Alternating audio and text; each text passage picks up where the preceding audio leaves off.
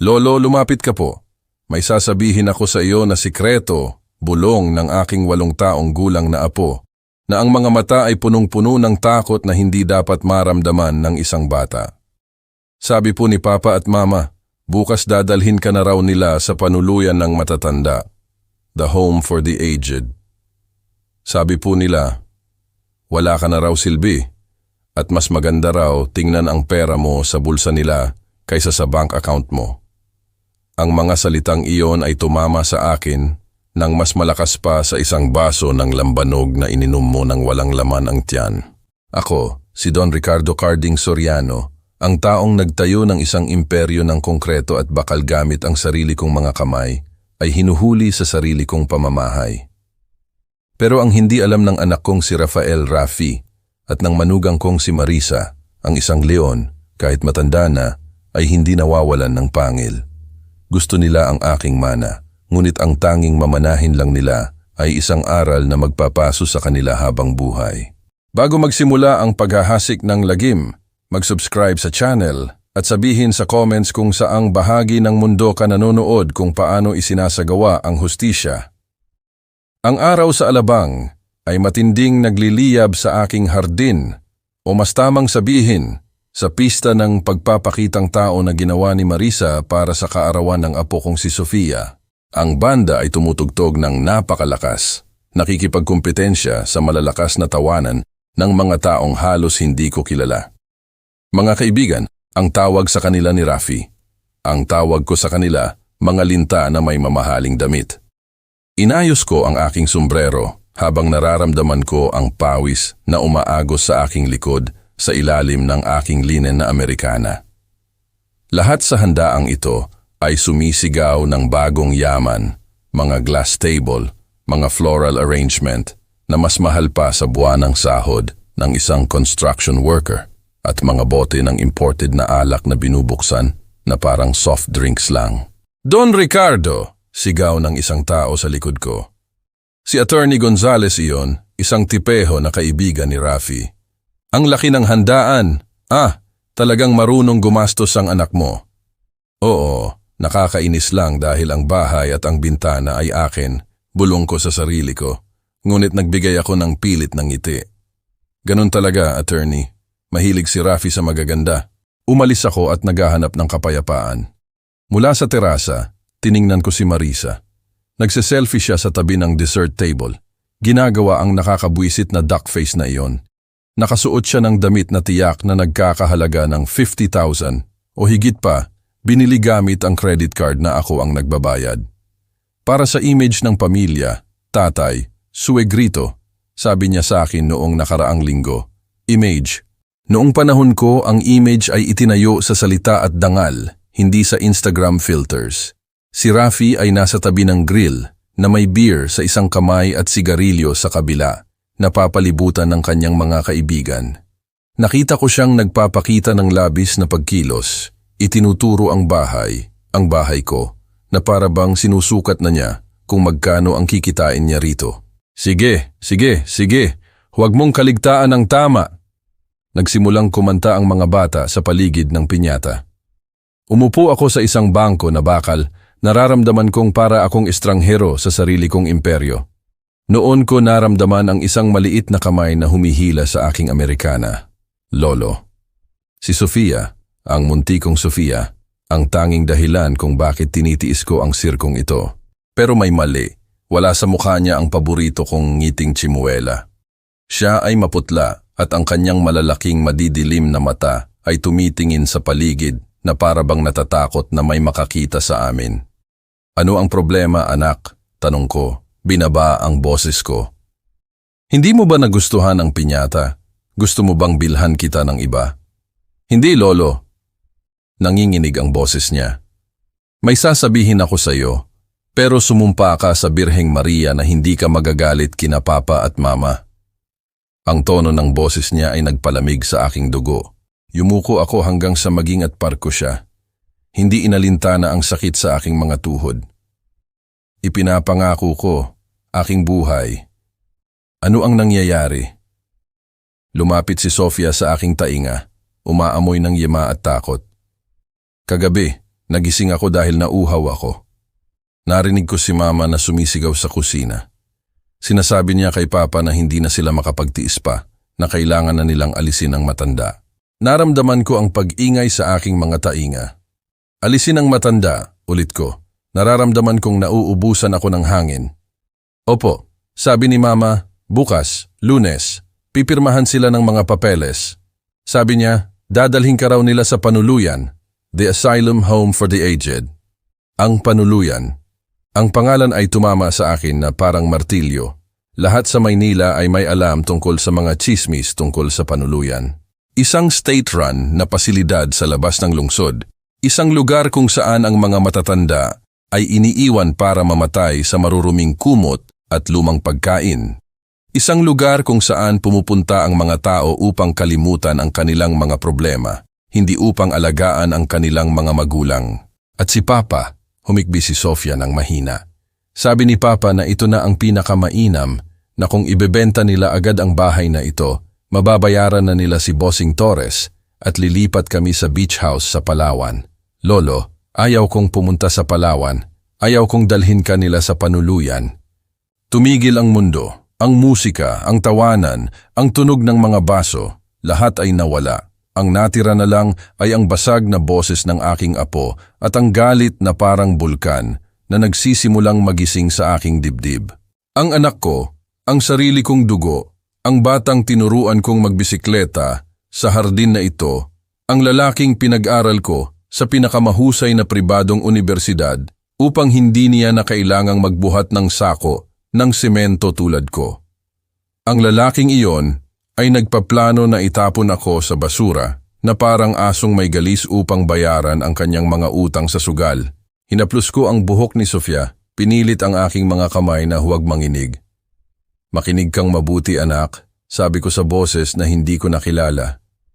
Ito ang boses ng patron, ang boses na ginagamit ko kapag nakikipagnegosasyon ako ng mga milyonaryong kontrata sa mga korap na unyon.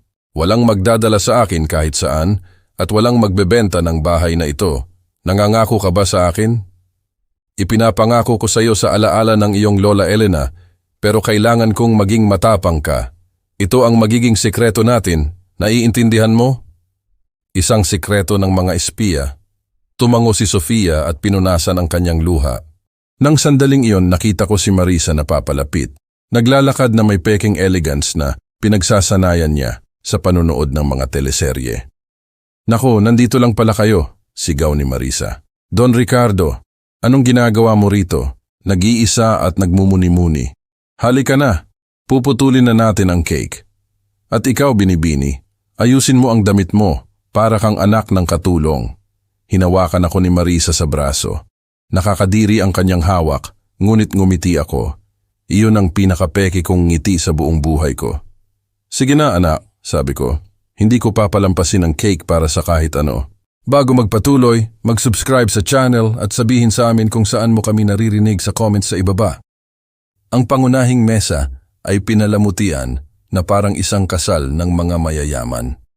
Tumayo si Rafi nang makita akong dumarating gamit ang ngiting pangkomersyal ng toothpaste na ginagamit niya kapag gusto niyang humingi ng pera sa akin. Papa, bossing ng mga bossing. Sigaw niya, niyakap ako ng mahigpit. Umaamoy siya ng mamahaling pabango at takot. Oo, sa ilalim ng amoy ng alak, naaamoy ko ang kanyang takot. Ang takot ng isang taong may malaking utang sa masasamang tao.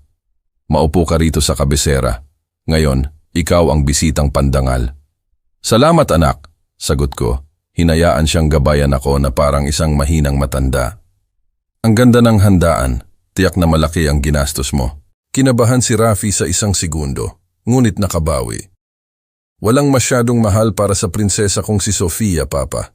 Isa pa, alam mo na, ang negosyo ay umaarangkada. Ang crypto investment na sinabi ko sa'yo, ang dami naming kinikita. Kasinungalingan. Alam kong kasinungalingan iyon. Si Rafi ay hindi marunong mag-invest kahit sa tindahan ng halo-halo. Mabuti iyon, anak. Sabi ko, nagkunwari na hindi ko alam. Masaya akong marinig iyan dahil sa totoo lang, medyo napapagod ako nitong huli. Minsan nakakalimutan ko ang mga bagay-bagay. Sa tingin ko, hindi na ako para mag-administra ng mga account ko.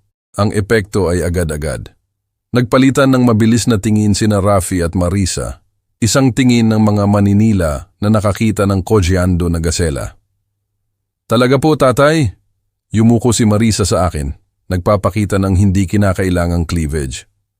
Ay, kawawa naman. Ang dami nyo na po kasing trabaho. Dapat magpahinga na kayo. Hayaan nyo na si Rafi ang bahala sa lahat. Napakatalino niya. Parang ikaw. Oo, papa. Lumapit si Rafi, binaba ang boses. Sa totoo lang, nag-iisip kami ni Marisa. Baka bukas, pwede tayong pumunta sa notaryo para pirmahan lang ang ilang mga papeles, isang power of attorney. Alam mo na, para makapunta ako sa bangko para sa iyo at hindi mo na kailangang pumila ng matagal sa ilalim ng araw. Para sa kalusugan mo. Isang power of attorney? Tanong ko. Kunwari, naguguluhan. Oo. Para sa mga transaksyon. Well, siguro magandang ideya iyon. Ang ulo kong ito ay hindi na tulad ng dati. Kahapon, tinawag ko si Elena, deceased wife, sa maid. Ngumiti si Marisa ng kinakabahan. Nakikita nyo? Delikado. Isipin nyo na lang na makalimutan yung patayin ng ilaw o ang lock. Bukas na bukas, aayusin natin yan. Kami ang mag-aalaga sa iyo. Nang sandaling iyon, nag-vibrate ang telepono ni Rafi sa mesa. Tiningnan niya ang screen at namutla. Tumayo siya bigla. Kailangan kong sagutin. Iyan ay isang importanteng kliyente. Nakita ko siyang lumayo patungo sa pool area. Hindi siya naglalakad na parang isang matagumpay na negosyante. Naglalakad siya na parang isang taong hinatulan. Sinamantala ko na si Marisa ay pinapagalitan ang mga waiter para patalasin ang aking pandinig. Ang mga tao ng pagtatrabaho sa maingay na construction sites ay nagturo sa akin na magbasa ng labi at makinig ng selective. Si Rafi ay nagtatalo ng pabulong, ngunit ang kanyang mga gesture ay frenetic. Sabi ko na sa iyo, pare, bukas, walang palya. Huwag mong gagalawin ang bata. Ipinapangako ko sa iyo, pipirmahan ng matanda bukas. Ang bahay ay nagkakahalaga ng hindi bababa sa 150 million, 30 million. Oo, lahat. Bumalik siya sa mesa, pinagpapawisan ng malamig, pinupunasan ng kanyang noo ng table napkin. Ayos lang ba, anak? Tanong ko. Pinuputol ang isang piraso ng cake. Oo, papa. Lahat ay excellent. Mga technical details lang ng isang kontrata. Mabuti iyan, sabi ko. Nginunguya ang cake na biglang naging parang abo sa aking panlasa. Uy, Marisa, ang sarap ng cake na ito. Saan galing? Sa Polet, tatay. Ang pinakamahusay sa lahat. Nakikita ko. Sulitin nyo, sabi ko. Pinunasan ang aking bibig. Sulitin nyo ng husto dahil pakiramdam ko magbabago na ang mga bagay-bagay sa lalong madaling panahon. Ano ang sabi nyo? Tanong ni Rafi, kinakabahan. Sabi ko, magbabago ang panahon. Masakit ang mga tuhod ko. Sa tingin ko uulan. Tumayo ako ng dahan-dahan, sumandal sa mesa. Well, pamilya, aalis na ang lolo. May headache ako at ang daming musika ay nakakairita. Aalis na kayo ng maaga? Nagkunwari si Marisa na dismayado. Pero 6:00 pa lang. Oo anak, matanda na ako. Magpatuloy lang kayo sa pagdiriwang. Ipagdiwang ninyo ang inyong kinabukasan. Umalis ako sa handaan, naglalakad ng nakayuko, naghihila ng mga paa. Ngunit sa sandaling tumawid ako sa pintuan patungo sa parking lot at nawala sa paningin nila, umayos ang aking likod. Ang sakit sa tuhod ay nawala, napalitan ng isang malamig at kalkuladong adrenaline. Ang handaan ay tapos na para kay Don Ricardo, ang mabait na lolo. Oras na para magising si Don Ricardo, ang asintado na nakaligtas sa krisis ng 94 at 08. Naglakad ako patungo sa aking pickup. Hindi ito Mercedes o BMW tulad ng mga sasakyang nakaparada sa harap ng bahay ko ngayon. Ito ang aking tapat na Ford F-150 noong 98, kulay rust red. Laging pinipilit ni Rafi na ibenta ko iyon.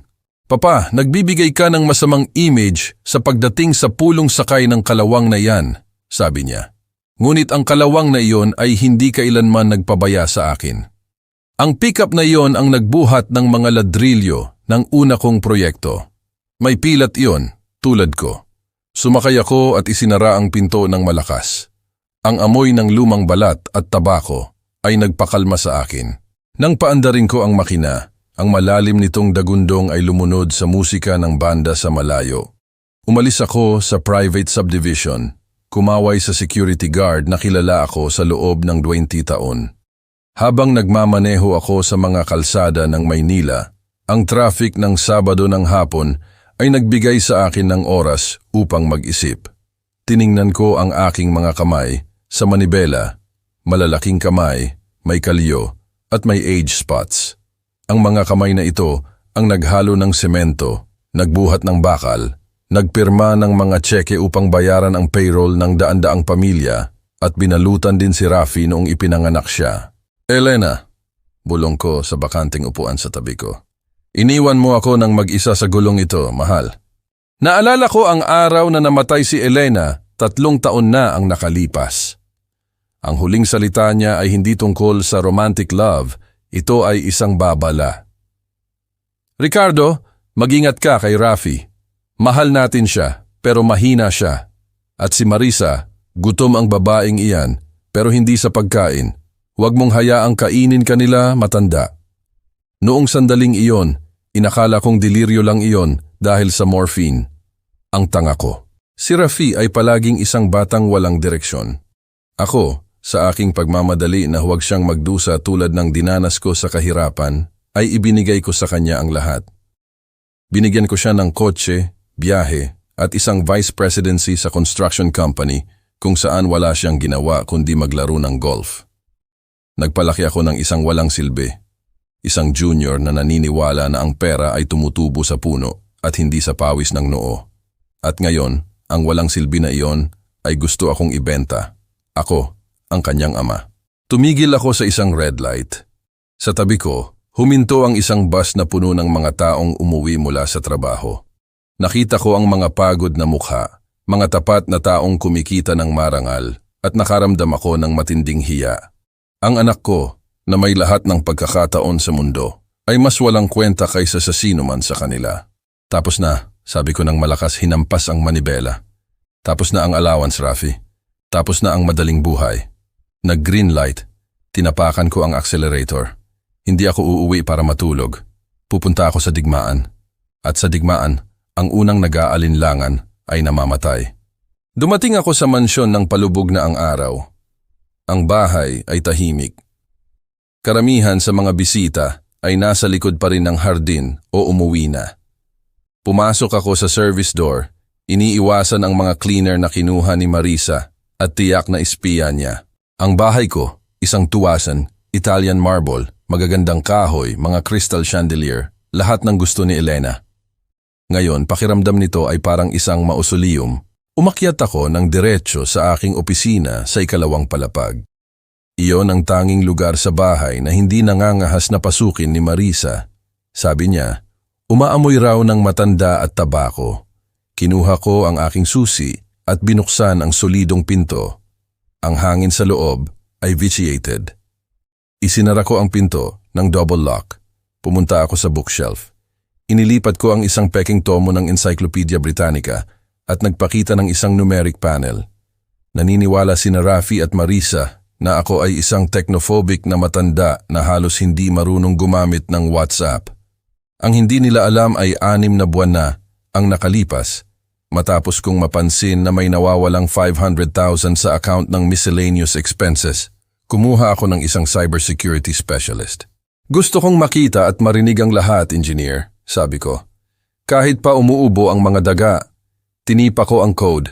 Isang seksyon ng dingding ang dumulas, nagpapakita ng isang high-definition screen na konektado sa isang private server. Umupo ako sa aking leather chair, isinuot ang aking salamin, at sinimulan ang pagre-review ng mga recordings. Ayan na sila. Biyernes ng gabi, main living room. Sa screen, nakita ko si Rafi na naglalakad pabalik-balik na may baso ng whiskey sa kamay. Mukha siyang disheveled na may pulang mga mata. Si Marisa ay nakaupo sa sofa, nagliliman ang kanyang kuko na may indifference na nagpalamig sa aking dugo. Nilakasan ko ang volume. Hindi mo ba naiintindihan, Marisa? Sigaw ni Rafi. Si Bossing Torres ay hindi bangko, narko sila, tanga. Sabi nila, kung hindi ako magbabayad ng 5 million bago magmartes, ipapadala nila sa akin si Sofia ng piraso-piraso. Tumigil ang tibok ng puso ko. Binalaan nila ang apo ko. Nakaramdam ako ng acidic bile na umakyat sa aking lalamunan. Ay, tigilan mo na ang drama mo, Rafi, sagot ni Marisa nang hindi tumitingin sa kanyang mga kuko. Sinabi ko na sa iyo ang plano. Bukas, sa handaan, lasingin natin siya ng kaunti. Maaga sa Lunes, dalhin natin si Dr. Castro.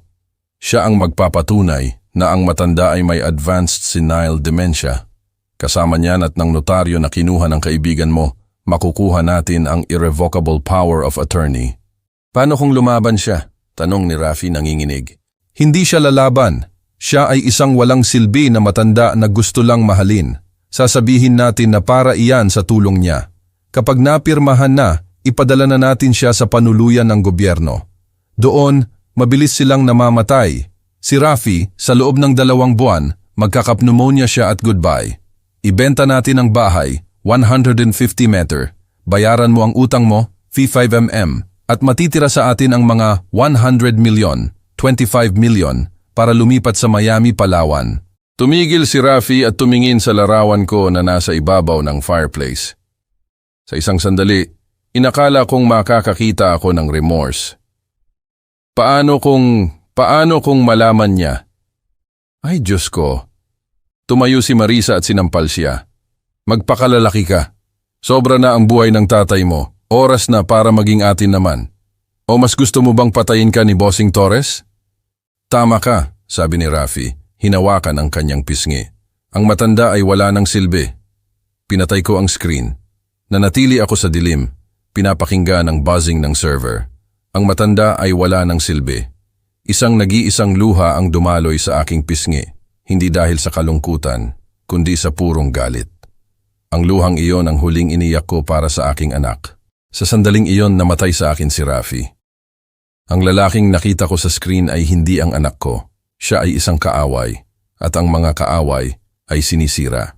Binuksan ko ang desk lamp. Ang dilaw na ilaw ay nagbigay liwanag sa larawan ni Elena. Patawarin mo ako, mahal, bulong ko.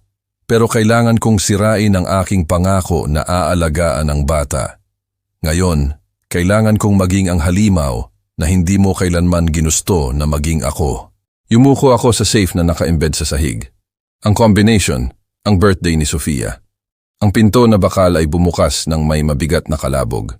Sa loob ay hindi lang pera, may mas delikado, impormasyon. Kinuha ko ang isang itim na accounting notebook, luma at gastado, at isang asul na folder na may mga bank statements na ini-intercept ko bago pa dumating sa mailbox ni Rafi. Binuksan ko ang notebook. Sa loob ng 40 taon, sinulat ko ang bawat sentimo na pumasok at lumabas sa aking mga negosyo. Iyon ay isang ugali noong mahirap pa ako, isang obsession. Nag-flip ako ng mga pahina hanggang sa makarating sa mga bagong notes. Enero 2024, bayad sa Visa card ni Marisa, 100,000. Konsepto, pangdamit sa Baguio. Pebrero 2024, transfer kay Rafi, 500,000. Konsepto, investment sa tech startup, peke, na trace sa online casino account. Marso 2024, St. Jude's Clinic, 200,000. Konsepto, liposuction at breast augmentation ni Marisa. Abril 2024, tuition ni Sofia, 45,000, bayad. Idinagdag ko ang mga numero ng huling 3 taon. Ang calculator ay nagpakita ng isang numero na nagbigay sa akin ng hilo, 40,000, 41,350,000. 40 milyon. Ininom, sinugal, at ipinahid sa creams ang katumbas ng buhay-trabaho ng 100 tapat na tao at hindi pa iyon sapat. Hindi iyon kailanman sapat para sa mga black holes na mayroon sila para sa kaluluwa. At ngayon, ang utang kay Bossing Torres, P5 million pa. Tiningnan ko ang asul na folder. Nandyan ang mga peking promissory notes na pinirmahan ni Rafi, ang mga illegal na transfers na ginawa niya gamit ang aking digital signature noong nagkasakit ako ng COVID noong nakaraang taon. Mayroon akong sapat na ebidensya para ikulong sila sa loob ng 20 taon. Fraud, abuse of confidence, robbery, falsification of documents. Maaari akong tumawag sa pulis ngayon mismo. Maaari ko silang panoorin na lumabas na may posas mula sa handaan habang nagre-record ang mga bisita gamit ang kanilang mga cellphones. Pero hindi. Masyadong madali iyon. Masyadong mabilis. Ang kulungan ay parusa para sa mahihirap. Para sa mga taong tulad ni na Rafi at Marisa na nabubuhay sa appearances, ang tunay na parusa ay hindi ang mga rehas. Ang tunay na parusa ay kahirapan, kahihiyan, at kailangang magtrabaho. Kinuha ko ang aking telepono. Alas 8 na. Denial ko ang isang numero na hindi ko ginamit sa loob ng maraming taon. Hello, sagot ng isang malalim na boses sa ikatlong ring. Attorney Villanueva, ako si Ricardo, sabi ko ng may matatag na boses.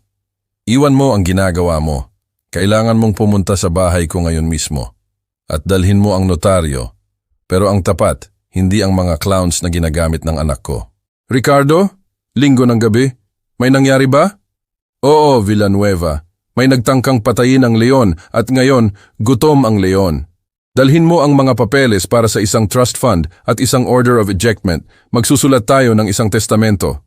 Ibinaba ko ang telepono. Nagbuhos ako ng isang baso ng aking family reserve tequila brandy. Diretso, walang yelo. Ininom ko iyon ng isang gulp. Nararamdaman ang apoy na bumababa sa aking lalamunan. Sinunog ang kalungkutan at iniwan lang ang determinasyon. Bukas, Lunes ay magiging isang interesting na araw. Gusto ni Rafi ng pirma. Oo. Bibigyan ko siya ng pirma. Ang pirma na magtatapos sa buhay niya bilang linta magpakailanman. Naglakad ako patungo sa bintana at tumingin sa hardin, kung saan nagsisimula nang mamatay ang mga ilaw ng handaan. Sulitin mo ang huling gabi mo bilang mayaman, Junior, bulong ko. Dahil bukas, malalaman mo kung ano ang kumita ng tinapay sa pawis ng iyong noo. Ang Lunes ay sumikat ng may mabigat na katahimikan na sumunod sa isang collective hangover. Ang bahay ay natutulog o mas tamang sabihin, nagpapagaling mula sa hangover. Ngunit ako ay 3 oras ng gising, nakaupo sa paborito kong upuan. Pinapanood kung paano inilawan ng araw ang alikabok na lumulutang sa hangin. Isang mahinang katok sa pinto ang nagpabalik sa akin, sa aking mga iniisip. Lolo, ang maliit na boses ni Sofia. Pumasok ka, aking buhay, bukas. Bumukas ang pinto at pumasok ang aking apo, hirap na hirap sa pagdala ng isang tray. Ang hindi mapagkakamalang amoy ng ensaymada at kapeng barako ay pumuno sa silid. Sabi ko po sa cook, ako na ang magdadala ng almusal nyo, bulong niya. Isinara ang pinto ng maingat. Tulog pa po sina mama at papa. Sumisigaw po si mama dahil hindi niya mahanap ang kanyang gamot sa headache. Ngumiti ako, isang tunay na ngiti sa unang pagkakataon sa loob ng 200 oras. Salamat aking langit. Halika, umupo ka rito sa tabi ko. Iniwan ni Sofia ang tray at umakyat sa upuan. Mayroon siyang dark circle sa ilalim ng mata. Kawawang anghel. Dinadala ang mga kasalanan ng kanyang mga magulang. Kinuha niya mula sa kanyang pajama ang isang tablet na may pink na case. Lolo, tingnan mo.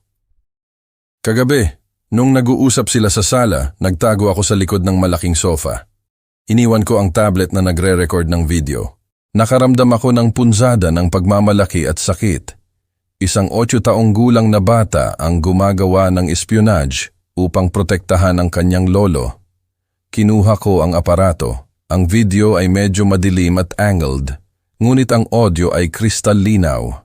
Nakita si Rafi na nagbuhos ng isa pang whiskey, nanginginig. Wala nang ibang option, Marisa. Pirmahan ng matanda o papatayin ako. Hindi nagpapatawad si Bossing Torres.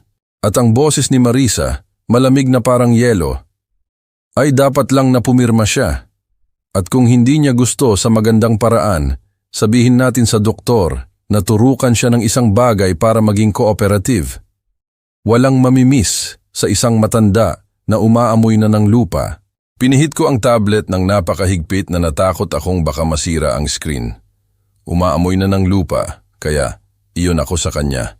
Isang bangkay na masyadong matagal bago huminto sa paghinga. Tiningnan ko si Sofia. Ang kanyang malalaking mata ay nakatingin sa akin, naghihintay ng reaksyon. Makinig kang mabuti, Sofia, sabi ko, hinawakan ang kanyang maliliit na kamay. Ikaw ang pinakamatapang na bata na kilala ko, mas matapang kaysa sa tatay mo. Ang ginawa mo, ito ay purong munisyon, ito ay pulbura. Tatawag ka po ba sa pulis? Tanong niya. Hindi, Ang pulis ay para sa mga ordinaryong kriminal. Ito ay isang usapin ng pamilya. At sa pamilyang ito, ang maruming damit ay nilalabhan sa bahay gamit ang bleach at acid kung kinakailangan. Tumayo ako at pumunta sa aking desk, kinuha ang isang gintong susi mula sa aking bulsa. Sofia, simula ngayon, tayo ay magkasosyo. Ikaw ang aking mga mata at tainga kapag hindi ako makakatingin, pero kailangan mong maging isang actress. Gusto mo bang umarte? Tumango siya, nag-iintriga. Ngayon, magkukunwari ako na sobrang sakit ko, na nakakalimutan ko ang mga bagay-bagay. Kailangan mong sundin ang aking script. Kung makita mo akong nagtatapon ng kape, huwag mo akong linisin. Kung makita mo akong nag-iisa na naglalakad, huwag kang matakot. Kaya mo bang gawin yon? Opo, Lolo. Parang sa mga teleserye na pinapanood ni Lola Elena. Eksakto. Mas maganda pa kaysa sa mga teleserye dahil sa dulo ng kabanatang ito, ang mga masasamang tao ay hindi lang iiyak. Aasa pa silang sana'y hindi na lang sila ipinanganak. 10:00 ng umaga, sa service entrance, dumating ang taong kailangan ko. Si Attorney Villanueva, Ramirez, ay hindi nagbago sa loob ng 40 taon. Parehong makapal na bigote na may uban, parehong double-breasted suit na hindi na ginagamit mula noong 90s, at parehong leather briefcase na gastado na. Ngunit mabigat na parang may laman na mga ladrilyo. Si Villanueva ay hindi isang sleek na abogado mula sa air-conditioned na law firm. Siya ay isang abogado mula sa trenches, isa sa mga nakakaalam kung saan nakatago ang mga bangkay. Ricardo, bati niya sa akin na may handshake na kayang durugin ang bato. Sabi mo, urgent. Namiss ko ang misa ko sa 10:00 at papatayin ako ng asawa ko. Umupo ka, kaibigan. Ang ikukwento ko sa iyo ay magpapalimot sa iyo sa misa. Baka kailangan mo pang mangumpisal pagkatapos ng ating plano. Nagbuhos ako ng kape para sa kanya at inilagay ko ang recording ng tablet. Tahimik na nakinig si Villanueva. Ang kanyang mukha na parang poker player ay unti-unting nagbago. Una, sumimangot siya, pagkatapos ay naghigpit ang kanyang panga at sa huli, humampas siya sa aking desk na nagpatalsik sa mga tasa. Mga anak ng pating! Sigaw niya, nakalimutan ang kanyang manners. Patawad sa bad word, Ricardo, pero sila ay mga anak ng pating. Interdiction, drugging, ito ay attempted kidnapping at physical injury. Alam ko, at gusto ko silang sirain, Villanueva, pero hindi ko gustong makulong sila ngayon. Gusto ko ng mas masahol pa. Mas masahol pa? Gusto kong maramdaman nila ang gutom. Gusto kong kunin ang lahat sa kanila, ganap na lahat. Pero kailangan kong protektahan ang bata. Kung isusumbong ko sila ngayon, kukunin si Sofia ng Child Services. Hindi ko iyon papayagan. Hinaplos ni Villanueva ang kanyang bigote, nag-iisip. Ang kanyang legal brain ay nagsimulang magplano. Sige, ito ang strategy. Gusto nila ng isang irrevocable power of attorney bukas. Kung pipirmahan mo yon, patay ka na civilly. Kukunin nila ang mga account, ang bahay, lahat. Hindi ko iyon pipirmahan. Siyempre hindi. Maghahanda tayo ng isang trap. Magredraft tayo ng isang trust fund. Ang lahat ng iyong assets, ang bahay, ang mga accounts, ang mga investments, ay mapupunta sa isang trust fund na ang tanging beneficiary ay si Sofia. At ikaw? Ikaw ang magiging lifelong administrator at ako ang magiging executor kung sakaling wala ka. Ang key clause ay ito. Ang anumang pagtatangka ni Rafi o Marisa na questionin ito ay magreresulta sa agarang donasyon ng lahat ng assets sa Red Cross. The Iron Trap, bulong ko. Nagustuhan ko iyon. Eksakto. Pero may problema, Ricardo. Seryosong tumingin sa akin si Villanueva. Si Bossing Torres, kung hindi magbayad si Rafi bukas, hindi naglalaro ang mga hayop na iyon. Maaari nilang saktan si Rafi o mas masahol pa pumunta rito para maningil. Hindi tayo maaring makipagsapalaran habang nasa bahay si Sofia. Tumayo ako at tumingin sa bintana. Tama si Villanueva. Ang batas ay para kina Marisa at Rafi. Ngunit para sa mga loan sharks, ang batas ay hindi umiiral. Tama ka, hindi ako maaaring lumaban ng dalawang digmaan ng sabay-sabay. Kailangan kong i-neutralize si Bossing Torres ngayon mismo. Baliw ka ba? Nag-alala si Villanueva. Tatawag ka ba sa pulis? Hindi. Pupunta ako para makita siya. Ricardo, papatayin ka nila. Kinokontrol ng taong iyon ang Southside, Villanueva. Nakipag-deal ako sa mga union leaders na may baril noong 80s. Nakipagnegosasyon ako sa mga korap na gobernador. Si Bossing Torres ay isa lang businessman, isang maruming negosyo pero negosyo pa rin. At ako, may liquidity ako. Binuksan ko ang aking safe at kinuha ang 2 stack ng malalaking pera. Ihanda mo ang mga papeles ng trust fund. Dalhin mo sila bukas ng 9:00 kasama si Don Ernesto, ang taga-bangko. Pumasok kayo sa library at magtago. Ako na ang bahala kay Bossing Torres. Ang Colonia El Santuario, a bad neighborhood, ay hindi lugar para sa isang Ford Lobo kahit luma. Ito ay isang labyrinth ng makipot na kalye, graffiti ng Santo Niño, at mga tingin na bumibigat sa iyong batok. Nagpark ako sa harap ng isang bodega na nagkukunwari na isang talyer. Alam kong nasa tamang lugar ako dahil may 2 tattooed na lalaki sa entrance na nagbabantay. Hindi sila mukhang mekaniko. Bumaba ako sa pick-up. Suot ko ang aking sombrero at ang aking baston kahit hindi ko kailangan. Ang baston ay isang sandata, solidong oak wood na may silver handle. "Orale, boss!" sigaw ng isa sa mga lalaki. "Nawawala ka. Ang panuluyan ay sa kabilang banda." Tumawa ang isa pa. Naglakad ako hanggang sa harap nila. Hindi ako nagbaba ng tingin. "Naparito ako para makita si Bossing Torres. Sabihin mo, si Don Ricardo ay naparito para pag-usapan ang utang ni Rafi." Nagtinginan ang mga lalaki. Ang pangalan ni Rafi ay pamilyar sa kanila. Ang isa sa kanila ay dumura sa sahig at kumuha ng radio. "Bossing, may matandang lalaki rito na nagsasabing siya ang tatay ng Junior." "Oo, nag-iisa lang." "Okay." Ang metal curtain ay umangat ng may tsirido ng kalawang. Sa loob, umaamoy ng motor oil at marijuana. Sa dulo, nakaupo sa isang red leather armchair na parang isang murang throne, ay si Bossing Torres. Siya ay isang matabang, kalbo na lalaki, may mga gold chain na nakabitin sa kanyang sando. Kumakain siya ng tacos. "Kaya ikaw pala ang sikat na tatay," sabi ni Bossing Torres. Pinunasan ang sarsa sa kanyang bibig. "Ang anak mo ay iyakin, alam mo ba? Umiiyak tuwing naniningil kami." "Ang anak ko ay gago," sagot ko ng dry. "At ikaw ay isang walang ingat na loan shark sa pagpapautang ng pera sa isang gago." Ang kapaligiran ay naghigpit. Ang 2 gorila ay lumapit sa akin. Bumulala si Bossing Torres ng tawa. "May balls ang lolo. Gusto ko siya. Naparito ka ba para magbayad o para ipadala ko sa iyo ang anak mo na nakalagay sa mga bag?" "P6 million lahat-lahat, 5M plus interests." "Naparito ako para makipagnegosyo." Kinuha ko ang aking checkbook. Hindi ako magbabayad ng cash. Iyon ay para sa mga novices. "Bibigyan kita ng certified bank check para sa 6 million. Maaari mo itong kolektahin bukas ng umaga. Ito ay malinis na pera mula sa aking construction company. Wala itong trace na makikita ng pulis." Inihinto ni Bossing Torres ang tako. Ang malinis na pera ay nagkakahalaga ng doble para sa mga taong tulad niya. "At ano ang gusto mo kapalit? Napatawarin ko ang buhay ng Junior?" "Hindi," sabi ko. At ang boses ko ay umalingaw-ngaw sa metal bodega. "Gusto kong bilhin ang utang." Kumunot ang noo ni Bossing Torres. "Paano?" "Ibigay mo sa akin ang mga promissory notes na pinirmahan ni Rafi. Isid mo sa akin ang mga right para maningil. Magbabayad ako sa iyo at ngayon may utang sa akin si Rafi. Kalimutan mo siya. Huwag mo siyang galawin. Huwag kang lalapit sa bahay ko. Huwag mong titingnan ang apo ko.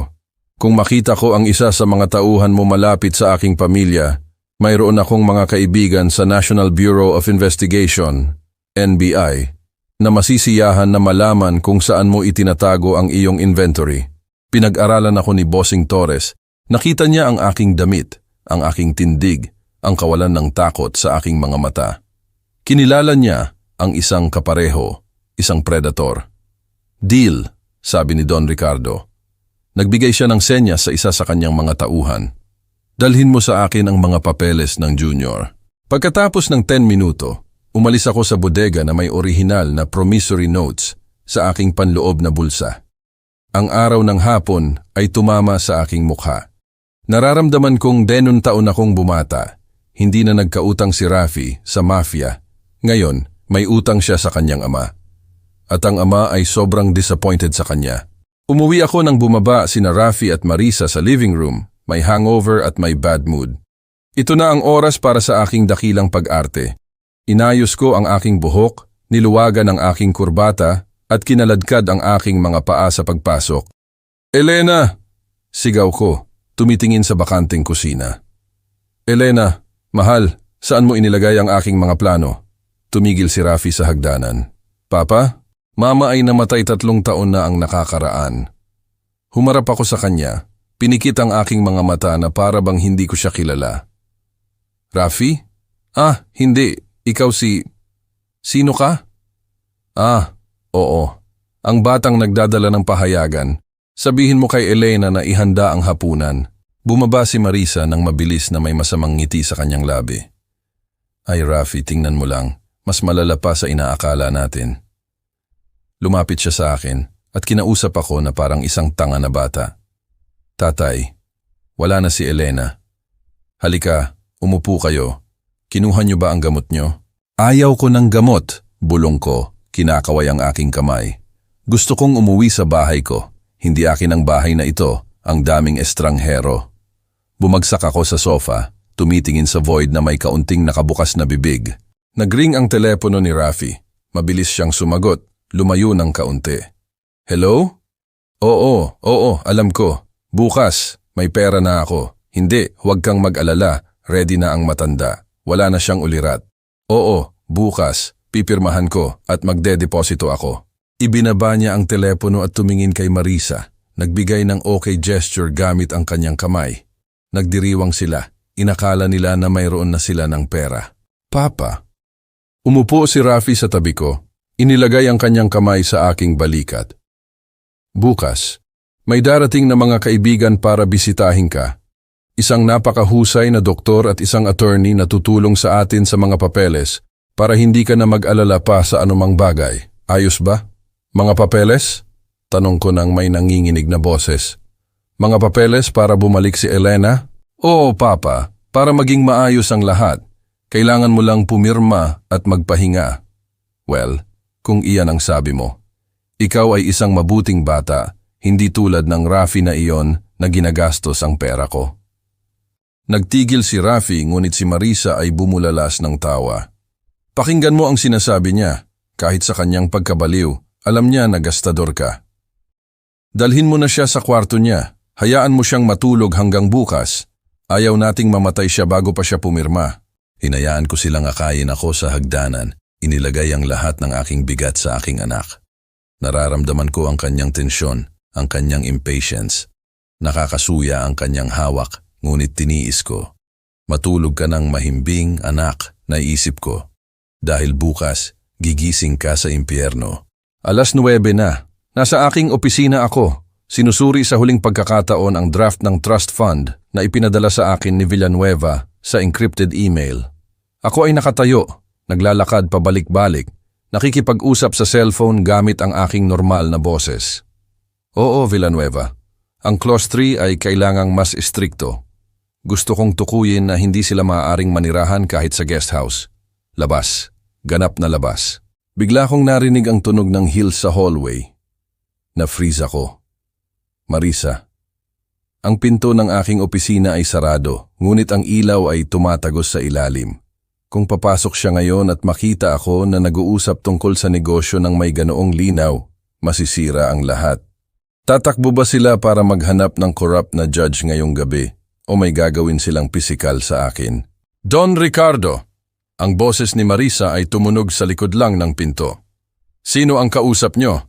Ibinaba ko ang telepono agad-agad at inihagis sa sofa, ngunit wala akong oras para umupo o patayin ang computer.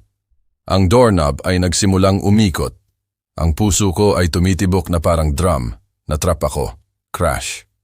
Isang tunog ng basag na baso ang sumabog sa hallway ilang metro mula sa pinto. Ay! Sigaw ni Sofia. Nahiwa ako. Tumigil ang doorknob. Nagbigay si Marisa ng hiss ng inis. Hay naku, Sofia, ano ang nabasag mo na naman? Narinig ko ang mga hakbang ni Marisa na lumalayo sa pinto ko patungo sa bata. Sinamantala ko ang mga golden seconds na yon.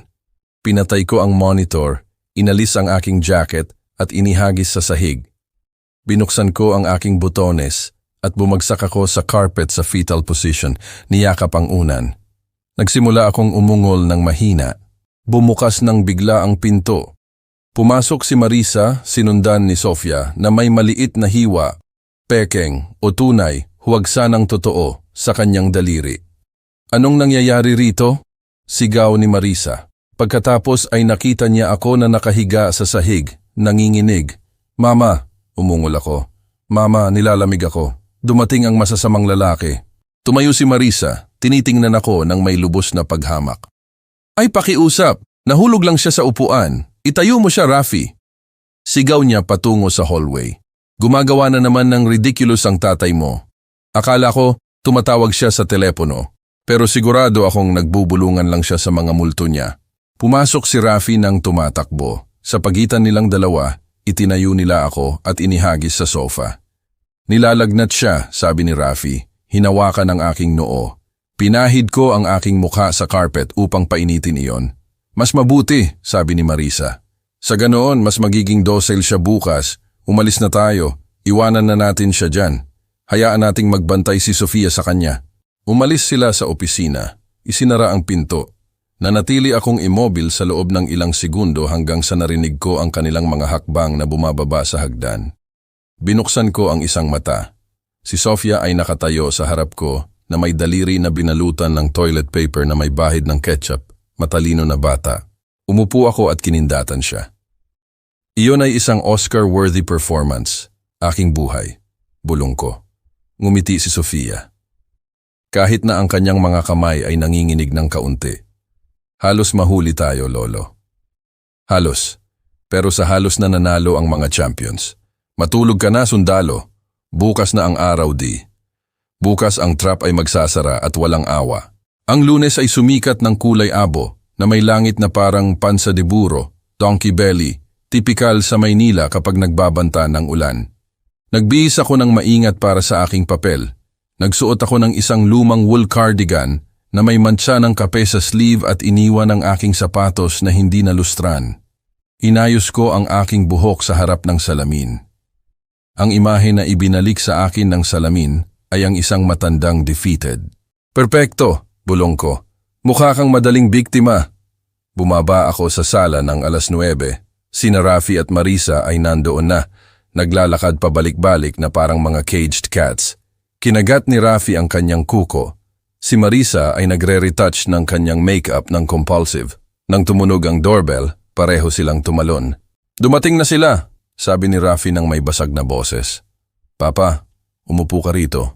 Pakiusap. Huwag kang magsalita ng nonsense. Tumango ka lang at pumirma. Binuksan ng maid ang pinto at pumasok ang mga vultures. Una, si Dr. Castro, isang maliit, kalbo na lalaki na may medical bag na parang props lang. Kilala ko siya sa chismis. Siya ay sikat sa pagbibigay ng mga slimming pills sa mga mayayamang babae at sa pagpirma ng mga dubitibong death certificate para sa tamang presyo. Sa likod niya, ang notary public, si Attorney Marquez Villanueva, isang mataba, pinagpapawisan na lalaki na may suit na masikip at kurbata na may mantsa ng sarsa. Mayroon siyang arrogant look ng mga bureaucrats na naniniwala na sila ay Diyos dahil mayroon silang official seal. Magandang umaga, pamilya, sabi ni Marquez ng may pasty voice. Pasensya na sa oras. Ngunit naiintindihan namin na ito ay isang urgent medical and legal matter. Pasok po, pasok! Bati ni Marisa sa kanya na may pinakamahusay niyang pekeng ngiti. Hinihintay na po kayo ng aking tatay. Ngayon po nagising siyang, makikita niyo, sobrang wala sa sarili. Nanatili akong nakaupo, nakatingin sa isang fixed point sa dingding na may bahagyang nakabukas na bibig. Sino sila, Elena? Bulong ko nang lumapit sila. Naparito ba sila para ayusin ang leak sa bubong? Ipinikit ni Rafi ang kanyang mga mata. Nahihiya o gumaan ang loob, hindi ko alam. Hindi, Papa. Sila ang doktor at ang abogado. Naparito sila para tulungan ka. Tulungan ako? Hindi ko kailangan ng tulong. Ako ang nagtayo ng Skyway Stage 3. Ako ang nagbuhat ng mga sako. Nagsimula akong mag-divagate, naghahalo ng mga alaala mula sa 30 taon na ang nakakaraan. Tiningnan ako ni Dr. Castro nang may paghamak at kinuha ang isang flashlight mula sa kanyang bulsa. Tingnan niyo ako rito, Don Ricardo. Inilawan niya ang aking mga mata. Dilated pupils, slow response. Aha, sabihin mo sa akin anong araw ngayon? Iyan ay linggo ng misa. Nagsuot si Elena ng asul na damit. Itinago ni Castro ang flashlight at tumingin sa notaryo. Maliwanag, attorney, advanced senile dementia na may episodes ng delirium. Hindi alam ng taong ito kung sino siya. Siya ay isang danger sa sarili niya at sa kanyang estate. Anong barbarity? Bulalas ni Marquez, nagkunwari na nagulat. Anong trahedya para sa isang tao na may ganoong stature? Well, magpatuloy tayo. Ang oras ay pera at tumatakbo ang aking mga honorary fees. Nakita ko silang kumuha ng mga dokumento. Ang dami, mga papel na umaamoy ng sariwang tinta at pagtataksil. Pakiramdam ko ay parang isang hayop sa katayan, pinapanood kung paano hinahasa ang mga kutsilyo. Ngunit ang hindi nila alam ay hindi nakatali ang hayop. Ang hindi alam ni Rafi at Marisa ay may mga multo sa bahay ngayong umaga. Isang oras bago dumating ang mga vultures, binuksan ko ang likod na pinto ng hardin. Doon pumasok ang aking mga tunay na kaalyado, si Attorney Villanueva Ramirez, ang kaibigan ko sa buong buhay, at ang pinakamatinding abogado sa magandang kahulugan sa Rizal. At si Don Ernesto, ang Regional Director ng Banco de Oro, BDO. Isang taong may intactable reputation na nagmamanage ng aking mga accounts mula noong 80s. Mayroon ding 2 lalaki pa, private security guards, mga ex-military, armado at discreet. Ricardo, kabaliwan ito, sabi ni Ernesto sa akin habang pumapasok. Nakikita ang aking disguise bilang isang matandang senile. Kailangan ba ang ganitong drama? Kailangan, Ernesto. Gusto kong makita nila ang mukha ng kasalanan ng walang maskara. Gusto kong marinig nila kung paano nila ibinebenta ang sarili nilang ama. Itinago ko sila sa library, isang silid na katabi ng main living room. Ang pinto ng library ay makapal na kahoy, ngunit iniwan ko itong bahagyang nakabukas, 1 milimetro. Bukod pa rito, ikinonekta ko ang transmission ng mga security camera sa isang tablet na hawak ni Villanueva. Maaari nilang makita at marinig ang lahat ng nangyayari sa sala sa 4K definition. Huwag kayong lalabas hanggang sa ibigay ko ang signal. Babala ko sa kanila. Ang signal ay kapag itinapon ko ang mga papeles sa sahig. Mag-ingat ka, kapatid, sabi ni Villanueva. Hinawakan ang aking balikat. Kung may gagawin silang pisikal, papasok kami ng buo. Ngayon, habang inilalatag ng korap na notaryo ang mga dokumento sa center table, alam kong ang aking mga kaibigan ay 5 metro lang ang layo, pinipigil ang hininga at nagiging saksi ng infamia. Nakaramdam ako ng kakaibang kapayapaan, hindi ako nag-iisa. Mayroon akong apo sa itaas, ligtas sa kanyang kuwarto na may lock, ang aking mga kaibigan sa tabi, at ang alaala ng aking asawa sa aking puso. Sige, Don Ricardo, sabi ni Attorney Marquez. Inilagay ang isang Montblanc na gold pen sa harap ko. Kailangan niyo pong pumirma rito at rito. Ito po ay para makolekta ng anak niyo ang inyong pensyon at bayaran ang inyong mga gamot. Ang pensyon ko? Tanong ko, sinasadyang nanginginig ang kamay. Pero may pera ako, marami akong pera sa safe. Wala na, Papa, putol ni Rafi, pinagpapawisan ng husto. Ang pera ay nasa bangko at hindi ka na makakapunta. Pumirma ka para ako ang pumunta para sa iyo. Pakiusap, Papa, gawin mo ito para sa akin. Gawin mo ito para sa akin. Ang parirala na ginamit niya sa buong buhay niya para manipulahin ako. Bilhan mo ako ng kotse, gawin mo ito para sa akin. Bayaran mo ang utang ko, gawin mo ito para sa akin.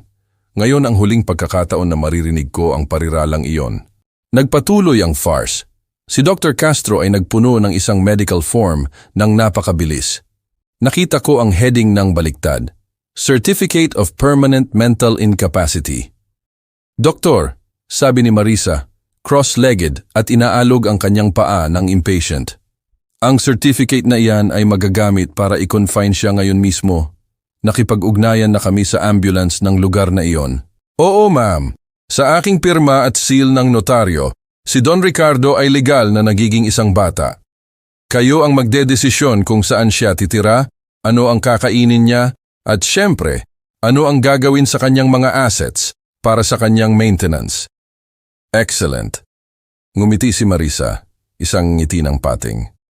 Rafi, ibigay mo na ang pen. Hayaan mo na siyang pumirma agad. Kinuha ni Rafi ang aking kamay. Ang kanyang palad ay malamig at mamasa-masa. Papa, kunin mo ang pen. Pumirma ka rito kung nasaan ang X. Kinuha ko ang ballpen. Ang kamay ko ay nanginginig ng husto na naggarabato ako sa hangin. Hindi ko kaya. Masakit ang kamay ko. Umungol ako. Ay Diyos ko. Tumayo si Marisa mula sa sofa, exasperated. Halika, tulungan kita. Umupo siya sa tabi ko at hinawakan ang aking kamay ng mahigpit. Halos ipako ang kanyang mga kuko sa akin. Naramdaman ko ang kanyang mamahaling pabango, binayaran ng pera ko na pumasok sa aking ilong. Halika tatay, huwag kayong maging mahirap. Pirmahan niyo ang pangalan niyo, Ricardo. Ganyan. Tiningnan ko ang mga papeles. General Irrevocable Power of Attorney for Pleadings and Collections, Acts of Administration and Domain. At sa ibaba, isa pang dokumento, Promise to Sell Real Estate. Naibenta na pala nila ang bahay. Tinaas ko ang aking tingin at tiningnan si Rafi sa mata. Bibigyan ko siya ng huling pagkakataon, isa lang. Ang huling patunay ng pagmamahal ng ama. Rafi, anak, sabi ko ng may mahinang boses. Ngunit huminto sa panginginig ng kaunti. Kung pipirmahan ko ito, ipapangako mo sa akin na hindi mo ibebenta ang bahay ng nanay mo. Nandito ang hardin niya. Nandito ang kanyang mga alaala. Sumumpa ka sa akin na papayagan mo akong manirahan dito hanggang sa mamatay ako. Ang katahimikan sa sala ay lubos. Huminto sa pagsulat ang notaryo. Tumingin sa bubong ang doktor. Tiningnan ako ni Rafi. Nakita ko ang pag-aalinlangan sa kanyang mga mata. Nakita ko ang labanan sa pagitan ng kanyang konsensya at ng kanyang takot kay Bossing Torres, ngunit nanalo ang takot. Oo, papa, sabi niya nang hindi kumurap. Ipinapangako ko sa iyo ang bahay na ito. Walang magbebenta nito. Dito ka mananatili. Kasinungalingan. Isang kasinungalingan na sinabi sa mata ng isang namamatay na ama. Iyon ang eksaktong sandali kung saan tumigas ang aking puso na parang concrete na ibinenta ko sa buong buhay ko. Wala nang atrasan. Nangangako ka? Insist ko. Ipinapangako ko sa buhay ko, Papa. Pumirma ka na. Pinigilan ni Marisa ang aking kamay ng may karahasan. Huwag ka nang magdrama at pumirma ka na. Walang silbi na matanda. Nagmamadali kami.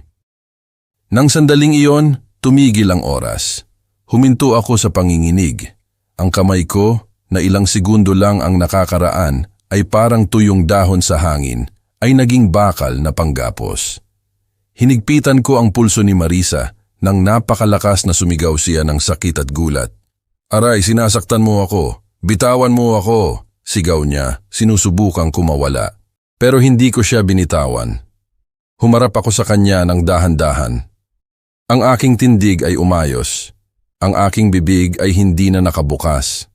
Ang aking mga mata, na dati ay glassy at nawawala, ay nagliliyab na ngayon sa apoy ng naipong galit. Tanggalin mo ang marumi mong mga kamay sa akin, babae, sabi ko. Ang boses ko ay hindi bulong. Ito ay isang malalim at matinding kulog. Naparalisa si Marisa, nakabukas ang bibig. Si Rafi ay umatras na parang nakakita ng multo.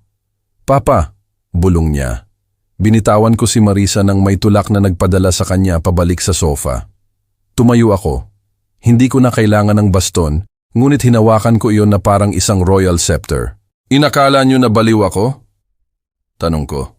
Tinutukoy ang sala gamit ang aking tingin. Inakala niyo na dahil matanda ako, tanga ako? Don Ricardo! Sinubukan ni Attorney Marquez na mamagitan, kinakabahan.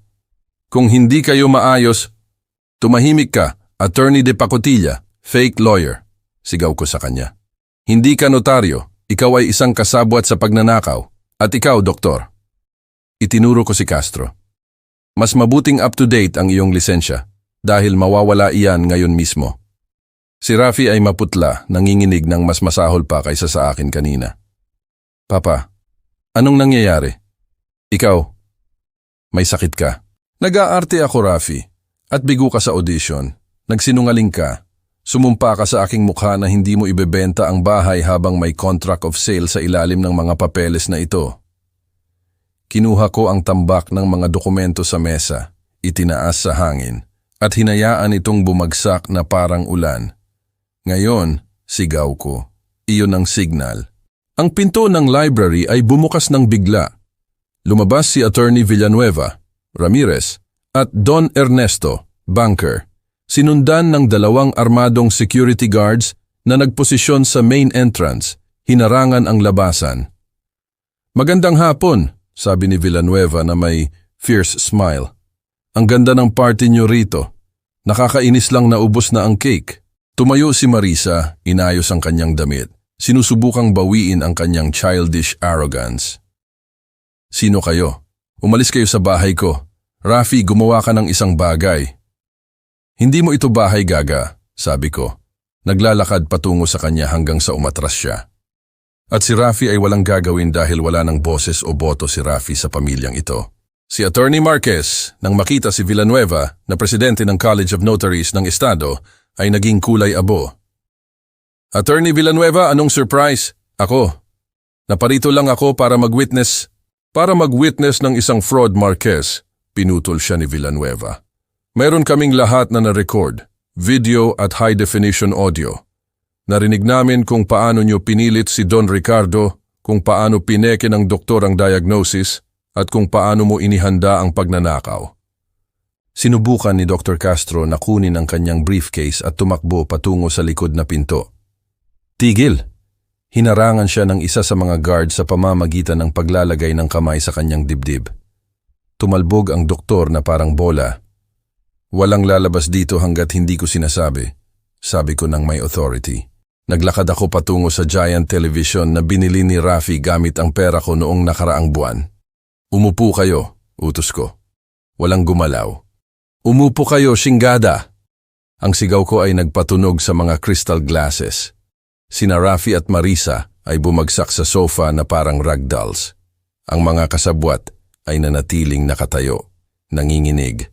Rafi, gusto mo bang malaman kung gaano kawalang ulirat ang tatay mo? Manonood tayo ng isang pelikula. Kinuha ko ang remote at ikinonekta ang transmission ng server. Ang screen ay umilaw. Lumabas ang petsa at oras. Biyernes 11:45 p.m. Nandoon sila sa parehong sala na iyon. Ang video ay nagsimulang mag-play ng may napakalakas na volume. Rafi sa screen. Ang matanda ay umaamoy na ng lupa. Kung ilalagay natin siya sa panuluyan sa loob ng 2 linggo, mamamatay siya sa kalungkutan o sa impeksyon. Marisa sa screen. Sana'y mamatay na siya. Nakakasawa na siya sa kanyang mga kwento. Uy, sa 100 million, 30 million mula sa bahay. Makakabili ba ako ng Range Rover? Ang may panoramic sunroof? Rafi sa screen. Oo, mahal ko kahit ano.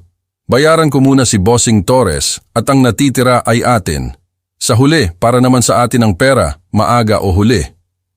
Ipinaus ko ang video mismo sa mukha ni Marisa na tumatawa. Ang katahimikan sa sala ay sepulchral. Si Marisa ay blank-faced, tuyo ang bibig.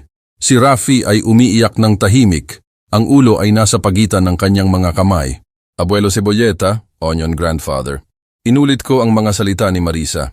Umaamoy na ng lupa. Lumapit ako kay Marisa. Hindi siya nangahas na tumingin sa akin. Binayaran ko ang bago mong dibdib, Marisa. Binayaran ko ang gym. Binayaran ko pati ang panty na suot mo at ganyan ka magbayad sa akin. Nagpaplano ng kamatayan ko para makabili ka ng truck.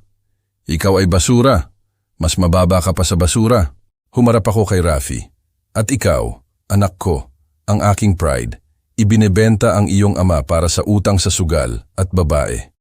Papa, patawarin mo ako. Natatakot ako. Si Bossing Torres. Humihikbi si Rafi na parang bata. Tumahimik ka, sigaw ko. Huwag kang umiyak. Ang mga lalaki ay umaako ng kanilang mga kahihinatnan. Humarap ako kay Attorney Villanueva. Attorney, ilang taon na kulong ang katapat ng mga taong ito para sa attempted robbery, fraud, falsification of documents, at illegal detention. Kumuha si Villanueva ng notebook at nagkunwari na nagka-calculate. Well, Ricardo, idagdag mo pa ang mga aggravating factors. Dahil ang biktima ay senior citizen at ang family tie, sasabihin ko na mga 15 taon para kina Rafi at Marisa. At para sa dalawang ginoo na ito, itinuro niya ang doktor at ang notaryo. Bukod sa kulungan, indisqualify sa propesyon habang buhay. Lumuhod si Attorney Marquez. Oo, lumuhod.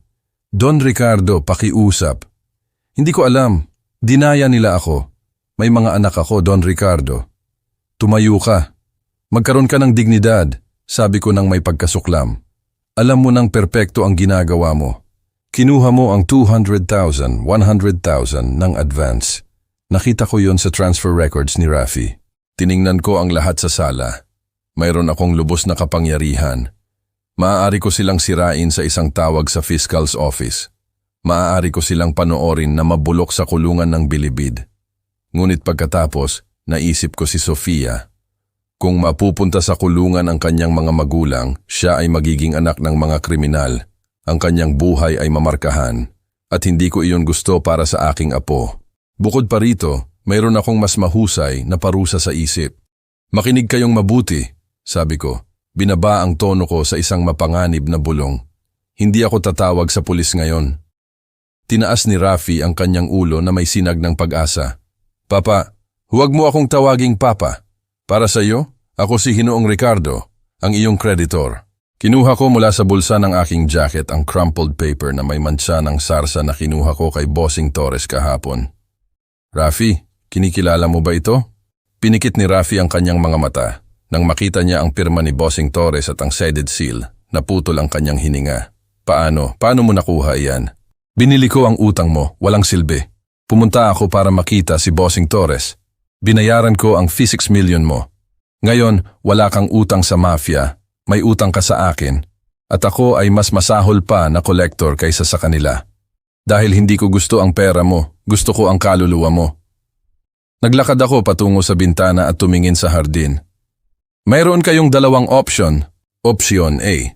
Ibibigay ko ang video na ito at ang mga promissory notes sa pulis ngayon mismo. Makukulong kayo ng 15 na taon at si Sofia ay mapupunta sa isang boarding school sa ibang bansa.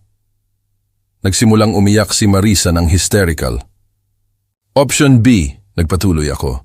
Pipirmahan niyo ngayon mismo ang cession of temporary parental authority ni Sofia sa akin.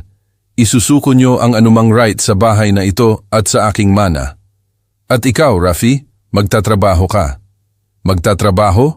Tanong ni Rafi, naguguluhan. Oo, sa construction site bilang isang laborer nagbubuhat ng mga ladrilyo. Babayaran mo sa akin ang 6 million gamit ang minimum wage.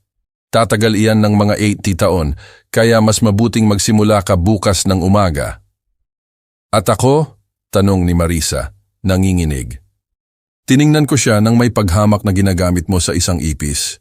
Ikaw, aalis ka ngayon mismo, walang damit, walang alahas, walang kotse. Aalis ka tulad ng pagdating mo sa bahay na ito, walang anuman.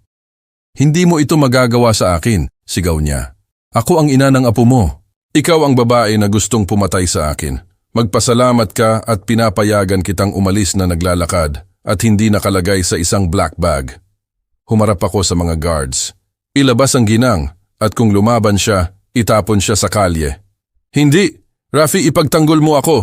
Sigaw ni Marisa habang hinawakan siya ng isa sa mga guards sa braso. Ibinaba ni Rafi ang kanyang ulo at walang sinabi.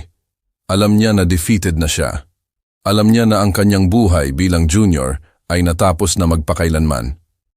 Habang ang sigaw ni Marisa ay lumayo sa hallway, umupo ako sa aking upuan, pagod, ngunit victorious.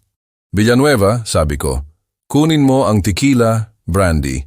Well, kailangan nating ipagdiwang na ngayon ay nakamit ang hustisya. Ang mga sigaw ni Marisa ay humina nang isinara ang main door ng malakas. Sa sala, ang katahimikan ay mas mabigat kaysa sa isang slab ng semento. Si Rafi ay nakaupo pa rin sa sofa, nakayuko ang ulo, nakatingin sa kanyang sapatos na Italian na parang iyon ang pinaka-interesante sa mundo. Si Attorney Marquez at Dr. Castro ay nanginginig pa rin sa isang sulok, binabantayan ng isa sa aking mga guards. Kayong dalawa, sabi ko nang hindi tumitingin sa kanila. Umalis na kayo, pero makinig kayong mabuti. Bukas ng umaga, magpapadala ako ng kopya ng video na ito sa College of Notaries at sa Medical Arbitration Commission. Magpaalam na kayo sa inyong mga lisensya. Umalis sila na tumatakbo na parang mga rats kapag binuksan ng ilaw. Nanatili akong nag-iisa kasama si Rafi, si Attorney Villanueva at si Don Ernesto. Well, anak, sabi ko ang salita ng may irony. Umalis na ang asawa mo, ngayon ikaw na lang. Pero bago iyon, may isang bagay pa tayong dapat tapusin. Kinuha ni Villanueva ang pinakamahalagang dokumento ng gabi, ang Cession of Temporary Parental Authority. Hindi ka maaaring umalis kasama si Sofia, paliwanag ko, nagbuhos ng isa pang shot para sa akin. Wala kang bahay, wala kang trabaho, at sa totoo lang wala kang kakayahan na alagaan siya. Kung kukunin mo siya, matatapos siya sa pamumuhay sa isang motel habang tumatakas ka sa iyong mga utang. Tinaas ni Rafi ang kanyang tingin. Ang kanyang mga mata ay pula at namamaga. Anak ko siya, Papa. Hindi. Hinampas ko ang mesa. Anak mo siya noong kailangan mong protektahan siya, ngunit mas pinili mo ang lifestyle mo. Ipinakita sa akin ng bata ang video, Rafi. Mas natatakot siyang mamuhay kasama kayo kaysa sa maging ulila. Inilagay ko ang dokumento sa harap niya at isang ordinaryong ballpen. Hindi ang Mont Blanc na ginto. Pumirma ka. Isid mo sa akin ang legal custody sa loob ng isang taon. Renewable hanggang sa ipakita mo ang financial at psychological stability. Kung hindi ka pumirma, sumusumpa ako sa Diyos na tatawag ako sa pulis ngayon mismo at ibibigay sa kanila ang mga video kung saan nagpaplano kayo ng aking kidnapping at kamatayan. Ikaw ang magdedesisyon, kahirapan sa kalayaan o kahirapan sa kulungan. Kinuha ni Rafi ang ballpen. Ang kanyang kamay ay nanginginig. Makikita ko pa ba siya? Tanong niya ng may hilo ng boses. Kapag napanalunan mo yon, kapag bumalik ka ng malinis, sober, at may pera na kinita mo mismo para imbitahan siya ng ice cream. Hanggang noon, huwag kang lalapit. Pumirma si Rafi. Nang itinaas niya ang ballpen, tumigil siya sa pagiging ama at bumalik sa pagiging isang natatakot na bata. Kinuha ni Villanueva ang papel, sinuri at tumango. Tapos na, Ricardo. Ligtas ang bata. Bumuntong hininga ako. Nararamdaman ko na isang higanting bigat ang umalis sa aking dibdib. Ang bahay ay nailigtas.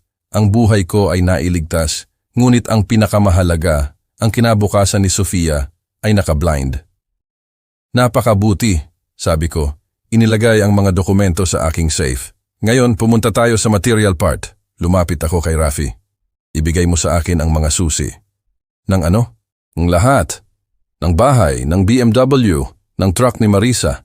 Ibigay mo sa akin ang mga corporate credit cards. Ibigay mo sa akin ang Rolex na binigay ko sa iyo nung nag-turnta ka. Automatikong inilagay ni Rafi ang kanyang kamay sa pulso niya. Papa, ang relo ay regalo. Ang mga regalo ay para sa mga anak na hindi nagtatangkang pumatay sa kanilang mga magulang. Ibigay mo sa akin. Dahan-dahang inalis ni Rafi ang relo.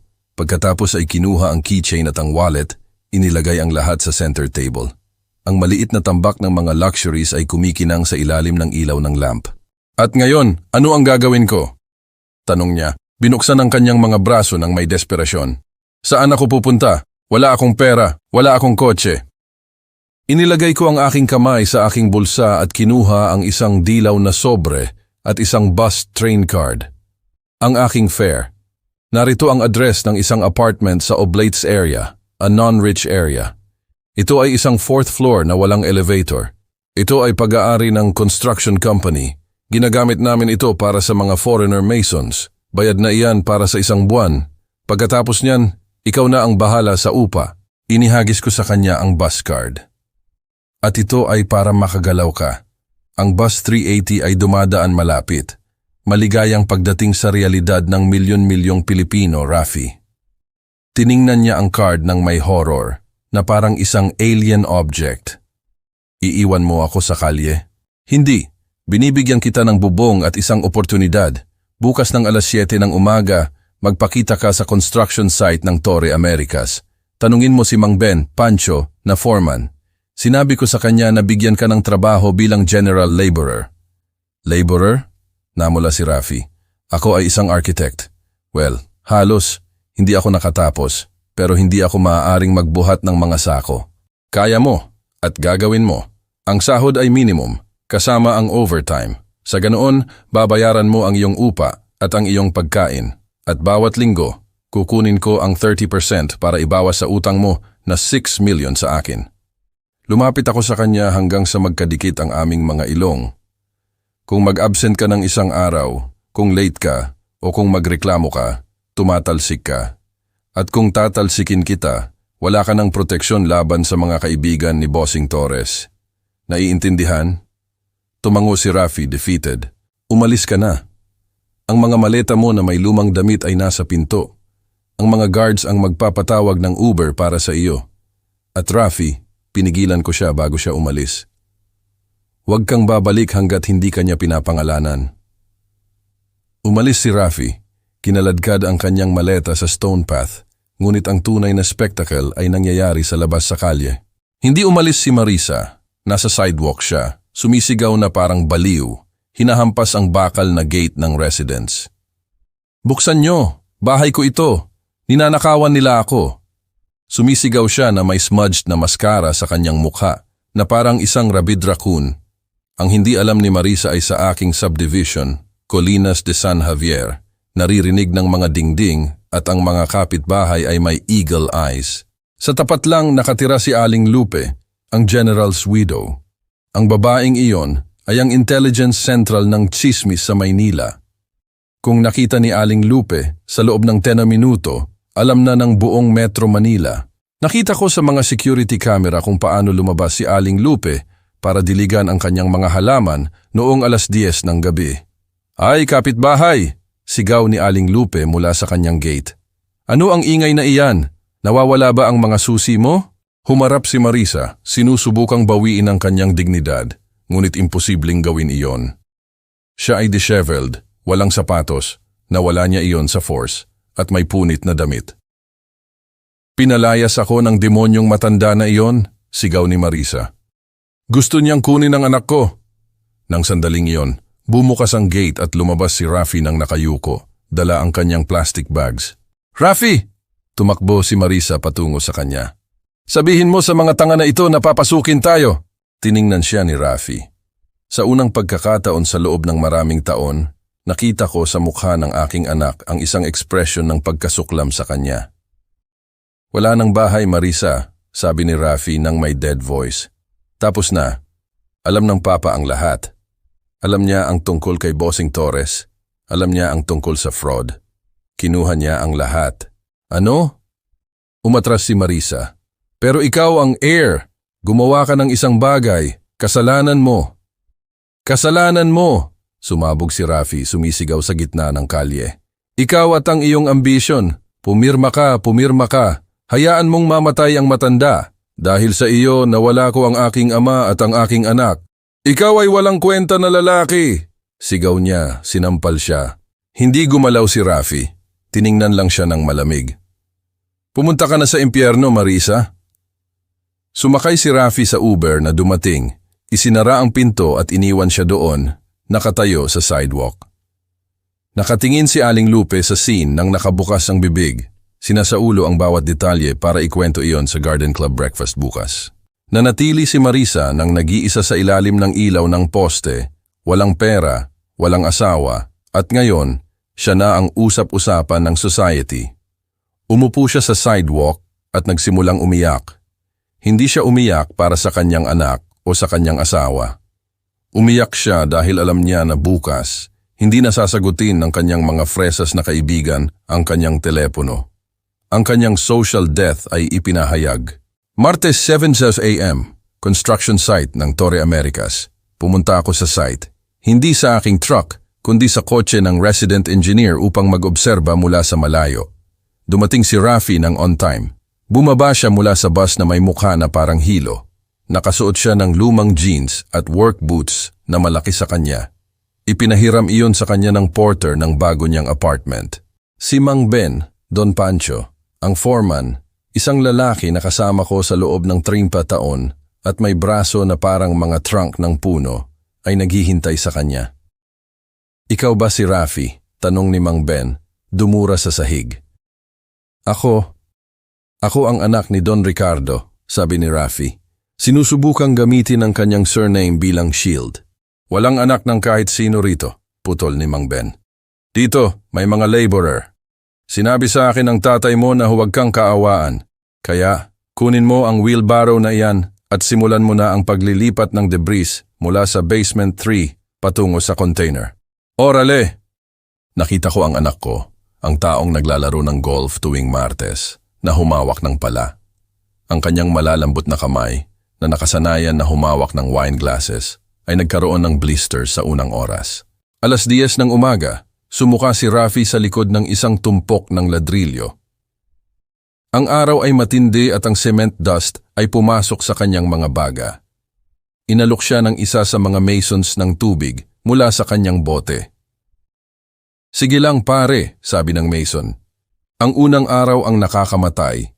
Kung makakaligtas ka ngayon, nagawa mo na."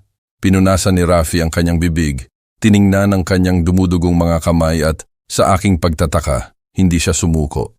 Hinawakan niya ulit ang pala. Umiyak ako ng kaunti sa loob ng kotse. Mahirap makita siyang ganoon. Brutal, pero kailangan. Ang apoy ay naglilinis ng ginto at ang matinding trabaho ay naglilinis ng kaluluwa. Sinasira ko ang spoiled brat upang makita kung may natitira pa bang lalaki sa loob. "Sige anak," bulong ko. "Ipakita mo sa akin na nagkamali ako sa iyo." Linggo na ulit, pero ang linggong ito ay iba. Nakaupo ako sa hardin sa ilalim ng lilim ng tabachin tree na itinanim namin ni Elena 40 taon na ang nakakaraan. Ang hangin ay umaamoy ng grilled meat at guacamole at tsara. "Lolo, tingnan mo!" Tumakbo si Sofia patungo sa akin na may papel sa kamay. Malaki na ang kanyang kinis sa loob ng 1 taon. Wala na siyang tingin ng takot. Ngayon, ang kanyang mga mata ay nagniningning sa kasiglahan at kaligayahan. "Tingnan ko, aking architect," sabi ko. Kinuha ang kanyang report card. Puro grades na A, D-SES. Well, at isang B+, 9, sa physical education. Pero iyan ay nakuha mo sa lolo mo na hindi kailanman mahusay tumakbo. Tumawa si Sofia at niyakap ako. "Pupunta po ba si Papa ngayon?" tanong niya. "Oo, aking buhay paparating na siya." Tumunog ang doorbell. Pumasok si Rafi sa hardin. Nagbago siya. Mas payat siya.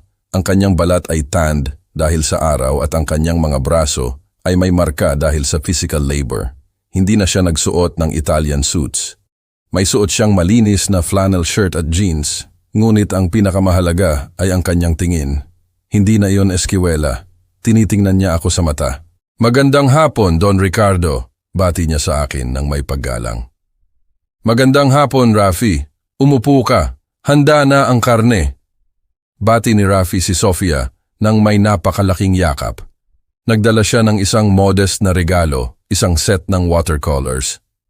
"Binili ko yan sa bonus ko sa punctuality," sabi niya ng may pagmamalaki. "Salamat, Papa." Umupo si Rafi sa tabi ko.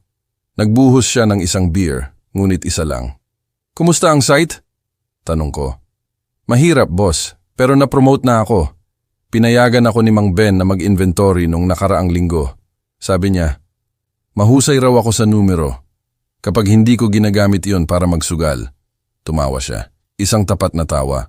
"Masaya akong marinig iyan. Magpatuloy ka lang. At sa loob ng ilang taon siguro, baka makapag-usap tayo na bumalik ka sa opisina. Pero mula sa ibaba." "Hindi ako nagmamadali, Papa," sabi niya uminom. "Gusto kong umuwi ng pagod at makatulog ng mahimbing, nang walang utang sa kahit sino."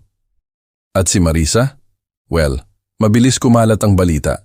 Nalaman ko na pumunta siya sa Cebu para maghanap ng isa pang gago na may pera, ngunit matanda na siya para makipagkumpetensya sa mga 20-year-old models. Ang huling narinig ko sa kanya ay nagbebenta siya ng timeshares sa isang call center. Hustisya na makatawa. Tiningnan ko ang aking pamilya. Hindi iyon perpekto, Pinagtagpi-tagpi iyon. May mga pilat at visible stitches, pero totoo iyon. Si Sofia ay nagpipinta sa damuhan, si Rafi ay nag-aalaga ng karne sa grill, at ako, si Don Ricardo, ang matandang leon, ay maaari nang ipikit ang aking mga mata at magpahinga ng kaunti. Tama si Elena. Sa huli, tungkol sa pag-aalaga sa hardin para makabukadkad ang mga rosas, kahit na minsan kailangan mong putulin ang mga bulok na sanga, tinaas ko ang aking baso patungo sa langit. Cheers, mahal. Mission accomplished. Kung nahook ka sa kwentong ito, mag-like sa video, mag-subscribe sa channel, at ibahagi ang iyong mga iniisip sa comments. Para makinig sa susunod na kwento, i-click ang box sa kaliwang bahagi ng screen. Salamat sa panonood